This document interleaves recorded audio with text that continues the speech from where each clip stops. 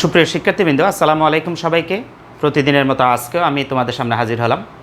আজকে তোমরা যারা বিবিএ অনার্স ফার্স্ট ইয়ার আছো, তোমাদের যারা পরীক্ষার্থী, সামনে যে পরীক্ষা শুরু হচ্ছে তোমাদের জন্যই আজকে প্রিন্সিপালস অফ অ্যাকাউন্টিং যেই সাবজেক্ট আছে সেখান থেকে একটা সাজেশন নিয়ে হাজির হলাম। তো এই সাজেশনটা ক্যাশ রিসিপ্ট জার্নাল, অর্থাৎ নগদ প্রাপ্তি জাবেদা করতে বললে আমরা কিভাবে ক্যাশ রিসিপ্ট জার্নাল করব সেটার আলোকে সাজেশনটা সাজানো হয়েছে। তো এই সাজেশনটার আরেকটা বৈশিষ্ট্য হলো, এই প্রশ্নটা হুবহু গত বছর ম্যানেজমেন্ট ডিপার্টমেন্টে যারা আছো তাদের ফার্স্ট ইয়ার ফাইনাল পরীক্ষা আসছিল। NU first year final management ডিপার্টমেন্টের প্রশ্নটা আমি তোমাদেরকে সলভ করাই দেব। একটু মনোযোগ দিয়ে খেয়াল করো। প্রশ্নটা সলভ করানোর আগে আমি প্রশ্নটা একটু বুঝাই দিব, তারপরে এই ধরনের প্রশ্নগুলা আমরা কিভাবে খুব দ্রুত সলভ করতে পারি সেটা একটু দেখব। খেয়াল করো। The following transaction of March Reza cash receipt, এরপরে ক্যাশটা আমি একটু উপরে করে লিখে দিছি, cash receipt for the month of June 2019। March মাসের 2019-এর মার্চ মাসের মিস্টার রেজা নামক একজন ব্যক্তির নগদ প্রাপ্তিগুলো নিচে দেওয়া হলো, ক্যাশ রিসিপ্টগুলো। এক নম্বর বলছে মিস্টার রেজা ব্রিংস ক্যাশ টাকা 1,50,000 এস ক্যাপিটাল। মিস্টার রেজা ব্যবসায় মূলধন বাবদ 1,50,000 টাকা আনয়ন করলেন। 2 নাম্বার অথবা 2 তারিখ, এটা মার্চের তারিখ হিসেবে ধরো, 1 তারিখ প্রথমটা, তারপরে 2 তারিখ। ক্যাশ সেলস অফ মার্চেন্ডাইজ টাকা 35,000। ব্র্যাকেটে বলছে কস্ট টাকা 27,000, অর্থাৎ নগদে পণ্য বিক্রয় করছে 35,000 টাকা এবং যার ক্রয় মূল্য হলো 27,000 টাকা। 4 তারিখে প্রশ্ন বলছে, দেখো, এ check for taka 20,500 is received from RZ company is full settlement of taka 21,000। এই প্রশ্নটার বাংলা মিনিংসটা কি? আরজেট কোম্পানি নামে একটা কোম্পানির কাছ থেকে 21,000 টাকার পূর্ণ নিষ্পত্তিতে 20,500 টাকা পাওয়া গেল। ফুল সেটেলমেন্ট শব্দের অর্থ কিন্তু পূর্ণ নিষ্পত্তি, অর্থাৎ তুমি ওই ব্যক্তি থেকে 21,000 টাকা পাইতা, সেখান থেকে তুমি কত টাকা? 20,500 টাকা পাইলা। 9 তারিখে বলতেছে ক্যাশ সেলস অফ মার্চেন্ডাইজ টাকা 28,000। ব্র্যাকেটে বলছে কস্ট টাকা 22,000। খেয়াল করবা, নগদে বিক্রয় করছে 28,000 টাকা, যেটার ক্রয় মূল্য ছিল, কস্ট প্রাইস ছিল কত টাকা? 22,000 টাকা। 20 তারিখে বলছে cash receipt taka 20,000 in bills receivable. Bills receivable হতে নগদ টাকা পাইছি, বিলস রিসিভেবলের কাছ থেকে নগদ টাকা পাইছি কত টাকা? 20,000 টাকা। 25 তারিখ বলছে এ check for taka 25,100 received from A R company in full settlement of taka 26,000। এটার অর্থ কি? এ আর কোম্পানি নামে একটি কোম্পানির কাছ থেকে 26,000 টাকার স্থলে তুমি 25,100 টাকা পূর্ণ নিষ্পত্তিতে পেয়ে গেছো। অর্থাৎ এ আর কোম্পানি থেকে তুমি 26,000 টাকা পাইতা, সে 26,000 টাকার পূর্ণ নিষ্পত্তি করছো 25,100 টাকা দিয়ে। এখানে ফুল সেটেলমেন্ট কথাটা খেয়াল করবা, পূর্ণ নিষ্পত্তি। 30 তারিখ বলছে ক্যাশ রিসিপ্ট টাকা 2,900 for interest of notes receivable. Notes receivable মানে প্রাপ্য বিলের উপরে সুদ পাইছো 2,900 টাকা। এইগুলাই ছিল আমাদের ক্যাশ রিসিপ্ট ট্রানজ্যাকশনস, নগদ প্রাপ্তি লেনদেন। রিকোয়ারমেন্ট অর্থাৎ তোমাকে কি করতে বলছে, দেখো, journalise the above transactions in cash receipt journal. এটার বাংলা অর্থ হলো উপরের যে লেনদেনগুলো আছে সেই লেনদেনগুলোর আলোকে একটি নগদ প্রাপ্তি জাবেদা প্রস্তুত করো। তো আমরা নগদ প্রাপ্তি জাবেদা করতে হলে আমরা সবাই জানি শুধুমাত্র নগদ লেনদেনগুলো এখানে আসবে। এই প্রশ্নের ভিতরে যদি কোনো অনগদ লেনদেনও থাকতো তাহলে কিন্তু আসতো না। তবে 2019 সালে যে প্রশ্নটা ম্যানেজমেন্ট ডিপার্টমেন্টে আসছিল এটা কিন্তু সেটাই। এনইউ 2019-এ তোমাদের বইতে প্রশ্নটা আছে, সেখান থেকে দেখে নিতে পারবা। সেই প্রশ্নটা ভিতরে 1 থেকে 30 তারিখের ভিতরে সবগুলাই তোমার নগদ লেনদেন ছিল বা নগদ প্রাপ্তি ছিল। তার মানে প্রত্যেকটা লেনদেন ক্যাশ রিসিপ্ট জার্নালে আসবে। এখন দেখো যে ক্যাশ রিসিপ্ট জার্নাল করতে হলে আমাদের গড়টা কীরকম হবে একটু খেয়াল করো। প্রথমে মিস্টার রেজা কোম্পানির নাম যেটা সেটা লিখবো, তারপরে ক্যাশ রিসিপ্ট জার্নাল, নগদ প্রাপ্তি জাবেদা, তারপরে কলামগুলোতে প্রথমে ডেটের গড়, অ্যাকাউন্ট ক্রেডিটেড গড় অর্থাৎ ক্রেডিট পক্ষ, রেফারেন্সের একটা কলাম হবে, ডেবিটের মধ্যে 2টা কলাম হবে, একটা হবে ক্যাশ, এই ডেবিট দিয়ে 2টা কলাম, একটা ক্যাশ একটা সেলস ডিসকাউন্ট। আবার ক্রেডিট করে 3টা কলাম হবে, একটা অ্যাকাউন্টস রিসিভেবল, একটা সেলস, একটা আদার অ্যাকাউন্ট। তারপরে একটা কলাম হবে কস্ট অফ গুডস সোল্ড। এই কস্ট অফ গুডস সোল্ডের কলাম merchandise inventory, cost of goods sold হবে ডেবিট, মার্চেন্ডাইজ ইনভেন্টরি ক্রেডিট। এখানে একটু খেয়াল করবা, এই কস্ট অফ গুডস সোল্ডের পাশে কি হবে? ডেবিট। আর মার্চেন্ডাইজ ইনভেন্টরির পাশে কি হবে? ক্রেডিট হবে। তাহলে cost of goods sold debit, merchandise inventory credit কখন হবে ঘরে খেয়াল করবা, সেটা হবে যদি প্রশ্নে সেলস যে পণ্যটা করবা অর্থাৎ ক্যাশ সেলস যেটা করবা ব্র্যাকেটে যদি তার পাশে কস্ট প্রাইস লেখা থাকে তাহলে কিন্তু কস্ট অফ গুডস সোল্ডের গড়টা হয়। অনেক ক্যাশ রিসিপ্ট জার্নালের মধ্যে কস্ট অফ গুডস সোল্ডের গড়টা কিন্তু হয় না। তাহলে কখন কস্ট অফ গুডস সোল্ডের গড়টা হয়? যদি প্রশ্নে ক্যাশ সেলসের পাশে ওই ক্যাশ সেলস করছে পণ্যটার কস্ট প্রাইস দেওয়া থাকে।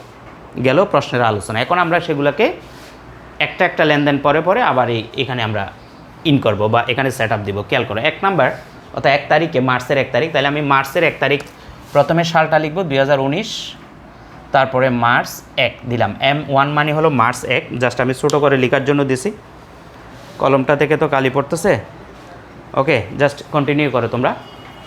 তাহলে মিস্টার রেজা ব্রিংস ক্যাশ টাকা 1,50,000 এস ক্যাপিটাল। এখন খেয়াল করো, এই ক্যাশ রিসিপ্ট জার্নাল বলো বা ক্যাশ পেমেন্ট জার্নাল বলো, সেই দুইটা থেকে অবশ্যই একটা অঙ্ক থাকবে তোমাদের। ক্যাশ রিসিপ্ট জার্নালটা আমি দেখাই দিচ্ছি 2019 সালে, গত বছরের আসা প্রশ্নটা। ক্যাশ রিসিপ্ট জার্নাল করতে হলে অবশ্যই তোমাকে সাধারণ জাবেদাগুলো জানা থাকতে হবে। তো সাধারণ জাবেদায় আমরা প্রথমে একবার মাথায় সেট করব। দেখো, এই যে নগদ টাকা যদি ব্যবসায় আনয়ন করে, সেটার জাবেদা 9 শিখছিলাম, নগদান হিসাব ডেবিট, মূলধন হিসাব ক্রেডিট। এটাকে ইংলিশে করলে কি হবে? Cash debit, capital credit. তাহলে তুমি দেখো, এই যে আমার কলামগুলো আছে সেখানে কিন্তু ক্যাশ ডেবিটে আছে, বাট ক্যাপিটাল নামে কিন্তু কিছু নেই। দুইটা পক্ষের মধ্যে যে নামটা নাই সেটা আদার অ্যাকাউন্টসে বসবে, আদার অ্যাকাউন্টসে। আর ক্যাশ ডেবিট আছে, ক্যাশ ডেবিট ঘরে বসবে। তাহলে আমরা এখানে কি বসাবো? Accounts credited. দেখো, অ্যাকাউন্টস ক্রেডিটেড মানে ক্রেডিট পক্ষ কোনটা? আমরা যে দুইটা পক্ষ নির্ধারণ করছি, খেয়াল করো কি নির্ধারণ করছি? Cash debit, capital credit. অর্থাৎ এই লেনদেনটার জাবেদা কি? নগদান হিসাব ডেবিট, মূলধন ক্রেডিট। এই যে মূলধন ক্রেডিট হইল, সেই ক্রেডিট নামটাই আমরা এখানে বসাবো। তাইলে এখানে নাম দিব ক্যাপিটাল, রেজা ক্যাপিটাল, অথবা শুধু ক্যাপিটাল লিখলেও সমস্যা নেই, রেজা ক্যাপিটাল। তাইলে ক্রেডিট, অ্যাকাউন্ট ক্রেডিটে কি বসবে আমরা সেটা বুঝছি। আমরা পক্ষ নির্ধারণ করার পরে, দুইটা পক্ষ নির্ধারণ করার পরে ডেবিট এবং ক্রেডিট, ক্রেডিট নামটা এখানে বসবে। তাহলে ক্যাশের টাকা কত হবে? 1,50,000। ক্যাশের ঘর আছে সেজন্য আমরা ক্যাশের ঘরে বসাইলাম। ক্যাপিটালের ঘর নাই। দেখো, ক্যাপিটালের ঘর নাই, যেখানে কোনো ঘর নাই সে পক্ষটা কোথায় গিয়ে বসবে? আদার অ্যাকাউন্টে বসবে। তাহলে 1,50,000 টাকা এই আদার অ্যাকাউন্টে বসছে। তাহলে আদার অ্যাকাউন্টে কোন কোন লেনদেনগুলো বসবে? আমরা পক্ষ নির্ধারণ করার পরে যে পক্ষটার নাম এখানে থাকবে না সেটা আদার অ্যাকাউন্টে গিয়ে বসবে। 1 তারিখ গেল। পরের তারিখের দিকে খেয়াল করি। 2 তারিখ বলছে ক্যাশ সেলস অফ মার্চেন্ডাইজ টাকা 35,000, নগদ বিক্রয় করছে 35,000 টাকা। তাহলে নগদে বিক্রয় করছে 35,000, ব্র্যাকেটে বলে দিছে কস্ট প্রাইস আছে কি? 27,000 টাকা। তার মানে এটা নগদে বিক্রয় করলে প্রথম যাবে দেখি নগদান হিসাব ডেবিট, বিক্রয় হিসাব ক্রেডিট। ইংরেজি করলে কি? Cash debit, sales credit. তাহলে আমরা এখানে কি নাম দিব? সেলস। কত তারিখ? 2 তারিখ, নাম দিলাম সেলস। সেলস ক্রেডিট সেজন্য সেলস নাম দিলাম। ক্যাশ ডেবিট সেজন্য ক্যাশের ডেবিট ঘরে বসবে 35,000। সেলস ক্রেডিট, সেলসের ঘর ক্রেডিট আছে সেজন্য সেলসের কলামে 35,000 বসবে। দেখো, আগের অঙ্কটার মতো এটাতে কিন্তু আদার অ্যাকাউন্টে বসে নাই, কারণ দুইটা ঘরেই কিন্তু এখানে আছে। ক্যাশের ডেবিট ঘরও আছে আর আদার অ্যাকাউন্টের সেলসের ক্রেডিট ঘরও আছে, সেজন্য দুইটা জায়গায় বসাইলাম। এখন তুমি দেখো যে এই প্রশ্নে কস্ট প্রাইস একটা দেওয়া আছে। দেখো, কস্ট টাকা 27,000। যদি কস্ট প্রাইস থাকে সেই কস্ট প্রাইসটা কোথায় বসবে? ওই যে কস্ট অফ গুডস সোল্ডের একটা কলাম লিখছি না আমরা, সেইখানে এসে ওই টাকাটা, কস্ট প্রাইসের টাকাটা বসে যাবে। তাহলে আমরা 2 তারিখটাও কমপ্লিট করলাম। 2 তারিখ যদি না বুঝো, 2 তারিখের মতো আরও লেনদেন আছে, তোমরা ওইদিকে খেয়াল করলে বুঝে যাবা। এরপরের তারিখে দেখো 4 তারিখ। 4 তারিখে প্রশ্নে কি বলছে? এ check for taka 20,500 is receive from RZ company is full settlement of taka 21,000। প্রথমে প্রশ্নটার মিনিং তোমাকে আগে বুঝতে হবে। বাংলা এটা কি বলছে, বাংলা এটার অর্থ কী সেটা বুঝতে হবে। সেটা হলো আরজেট কোম্পানির কাছ থেকে তুমি 21,000 টাকা পাইতা, সে 21,000 টাকার পূর্ণ নিষ্পত্তিতে তুমি 20,500 টাকা পাচ্ছ। তাহলে এখানে এই ফুল সেটেলমেন্ট কথাটার দিকে একটু খেয়াল করবা। যখন এই ফুল সেটেলমেন্ট কথা লেখা থাকবে সেখানে কিন্তু সেলফ ডিসকাউন্টের কথা আসবে বা প্রদত্ত বাট্টার কথা আসবে। তুমি যখন টাকা পাচ্ছ তাহলে তুমি এখানে বারটা দিচ্ছ 21,000 টাকার স্থলে যেহেতু 20,500 টাকা পাচ্ছ, যত টাকা দুইটার ভিতরে পার্থক্য দেখো, 21,000 তুমি পাইতা, সেই জায়গায় তুমি পাচ্ছ 20,500, তাহলে তোমার কত টাকা পাচ্ছ না 500 টাকা। সেই 500 টাকা কোথায় বসবে? সেলস ডিসকাউন্টে বসবে। তাহলে টোটাল জাবেদাটাকে যদি আমরা 9, 10 বা ইন্টারের মতো জাবেদা করি, তোমরা করবা কি নগদান হিসাব ডেবিট, বিক্রয় বার্তা বা প্রদত্ত বার্তা হিসাব ডেবিট, অ্যাকাউন্টস রিসিভেবল ক্রেডিট। কারণ আরজেড কোম্পানি এখানে দেনাদার, একজন দেনাদার, অ্যাকাউন্ট রিসিভেবল বলতে পারো, অথবা তুমি আরজেড কোম্পানিও ক্রেডিট করতে পারো। তাহলে আমরা এখানে কি লিখব? 4 তারিখ দিয়ে আরজেড কোম্পানি, অথবা তুমি যদি বলো স্যার আমি যদি এটা অ্যাকাউন্ট রিসিভেবল দিই তাও হবে, সেজন্য অ্যাকাউন্টস রিসিভেবলে লিখতে পারো। টাকাটা কীভাবে আমরা লিখবো দেখো, 20,500 টাকা নগদে পাইলাম, লিখলাম 20,500, বারটা কত টাকা দিলাম? 500 টাকা। কীভাবে 500 টাকা আসলো? 21,000 টাকার স্থলে তুমি 20,500 টাকা পাইলে, আর 500 টাকা বারটা। আর অ্যাকাউন্টস রিসিভেবল ক্রেডিট হবে, পূর্ণ নিষ্পত্তি হবে কিন্তু ওই 21,000 টাকা দিয়ে। তাহলে আমরা 4 তারিখটাও মোটামুটি যতটুকু বুঝলাম, এরপরে যদি না বুঝো আরও এই ধরনের এন্ট্রি আছে, খেয়াল করবা। 9 তারিখে বলছে দেখো, ক্যাশ সেলস অফ টাকা, মার্চেন্ডাইজ 28,000, কস্ট টাকা 22,000। দেখো এই 2 তারিখ এবং 9 তারিখ কিন্তু হুবহু একই। 2 তারিখে বলছিল নগদ বিক্রয়, এটা জাস্ট টাকাটা চেঞ্জ হয়েছে। এখানে 28,000 টাকা ছিল, 2 তারিখে 35,000 ছিল, কস্ট প্রাইস 22,000, ওই 2 তারিখে ছিল 27,000। তাহলে 2 তারিখ যারা বুঝো না তারা একটু খেয়াল করো, ক্যাশ সেলস করছে, তাহলে 2 তারিখের মতে আমি 9 তারিখটা দিব। 9 তারিখ সেলস ক্রেডিট হয়েছে জাবেদায়, কারণ বিক্রয় করলে নগদান হিসাব ডেবিট, বিক্রয় ক্রেডিট, যেটার ইংরেজি হলো ক্যাশ ডেবিট, সেলস ক্রেডিট। সেজন্য এই ক্রেডিট অ্যাকাউন্ট ক্রেডিটের এখানে সেলস বসছে। ক্যাশে কত টাকা বসবে? যত টাকায় বিক্রয় করছি, 28,000 টাকা। সেলসে কত বসবে? সেলস ক্রেডিটের কলাম আছে, সেজন্য সেলসের করো 28,000 টাকা। কস্ট অফ গুডস সোল্ডের এখানে যদি কস্ট প্রাইস লেখা থাকে তাহলে বসে বলছি। তাহলে কস্ট প্রাইস কত আছে দেখো তো, কস্ট বলছে 22,000 টাকা, সোজাসুজি 22,000 বসাই দিলাম। ওকে, এখন আসো 9 তারিখের পরের তারিখটা খেয়াল করো, 20 তারিখ। 20 তারিখ প্রশ্নে বলছে ক্যাশ রিসিভ টাকা 20,000 অন বিলস রিসিভেবল। প্রাপ্য বিল, বিলস রিসিভেবলের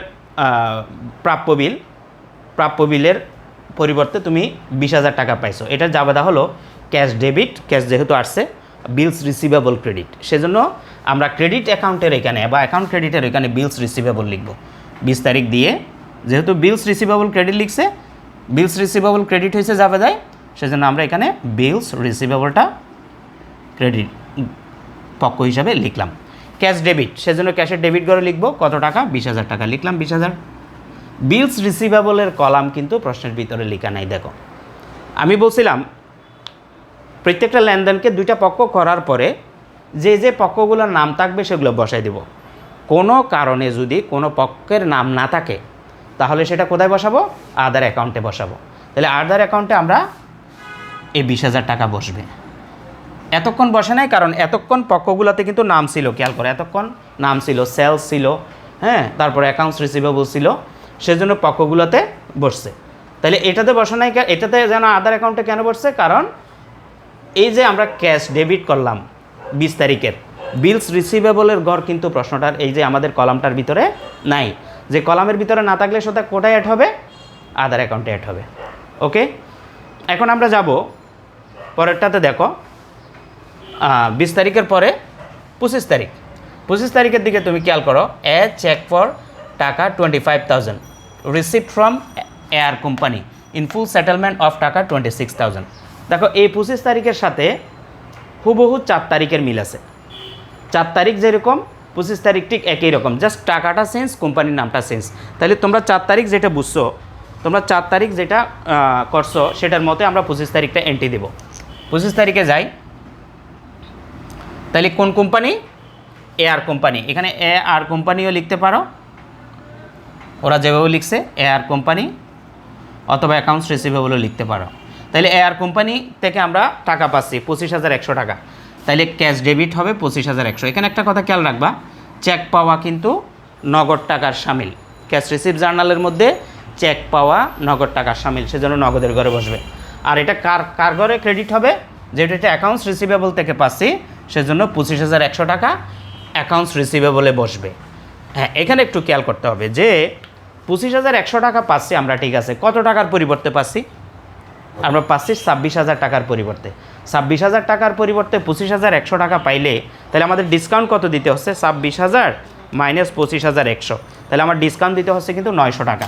তার মানে আমার সেলস ডিসকাউন্টে টাকা বসবে কত? 900। তাহলে 25,100 এবং 900 দুটোটা যোগ করে অ্যাকাউন্টস রিসিভেবল এই 26,000 টাকা মিলে যাইতে হবে। তাহলে আমরা 4 তারিখ এবং 25 তারিখ একে এই দুইটা জায়গার কোনো একটা জায়গায় বুঝলে এই লেনদেনগুলো এভাবে এন্ট্রি হবে। এরপরের তারিখ লাস্ট 30 তারিখ, ক্যাশ রিসিভ টাকা 2,900 ফর ইন্টারেস্ট নোটস রিসিভেবল, প্রাপ্য বিলের উপর সুদ পাওয়া গেল কত টাকা? 2,900 টাকা। তাহলে প্রাপ্য বিলের সুদ খেয়াল করবা, এটা একটা আয়, নগদে পাইছি। Cash debit interest revenue credit, সুদ আয়কে ইংরেজিতে বলা হয় ইন্টারেস্ট রেভিনিউ, নগদান ডেবিট সুদ আয় ক্রেডিট, সেটার ইংলিশ করব cash debit interest revenue credit. তাহলে এখানে আমরা কী লিখবো? ইন্টারেস্ট রেভিনিউ 30 তারিখ দিয়ে লিখলাম ইন্টারেস্ট রেভিনিউ, ইন্টারেস্ট রেভিনিউ। তাহলে এই যে এখানে কোন নামটা লিখবো? এই যে প্রশ্নে যে ক্রেডিট, আমরা প্রশ্নটাকে লেনদেন করার পরে ক্রেডিট যে নামটা আসবে সেই নামটা এখানে লিখবো, ইন্টারেস্ট রেভিনিউ। ক্যাশ ডেবিট, ক্যাশের ডেবিট কলাম আছে, 2,900 টাকা বসাই দিলাম। আর ইন্টারেস্ট রেভিনিউর কোনো কলাম নাই, তাইলে এটা কোথায় যাবে? ইন্টারেস্ট রেভিনিউ বা যে কোনো কলাম না থাকলে কোথায় যায়? আদার অ্যাকাউন্টে যাবে। তাহলে আদার অ্যাকাউন্টে 2,900 টাকা বসাই দিলাম। তাহলে আমাদের সব শেষ। এখন আমার কাজ হবে সবগুলার কলামের টাকাকে যোগ করে টোটাল ডেবিটের সাথে টোটাল ক্রেডিট মিলছে নাকি একটু খেয়াল করি। আমরা যদি একটু খেয়াল করি, প্রথমে ক্যাশটাকে ডেবিট করো। ক্যাশে 1,50,000 plus 35,000 plus 20,500 plus 28,000 plus 20,000 plus 25,100 plus 2,900, সবগুলো যোগ করলে আমার ক্যাশের যোগফল হইল 2,81,500 টাকা। তোমরা একটু দেখবা নিজেরা করে, 2,81,500। তারপরে আমরা বাকিগুলো মুখে মুখে করে ফেলতে পারবো। সেলস ডিসকাউন্টে 500 এবং 900, তাহলে 1,400 টাকা।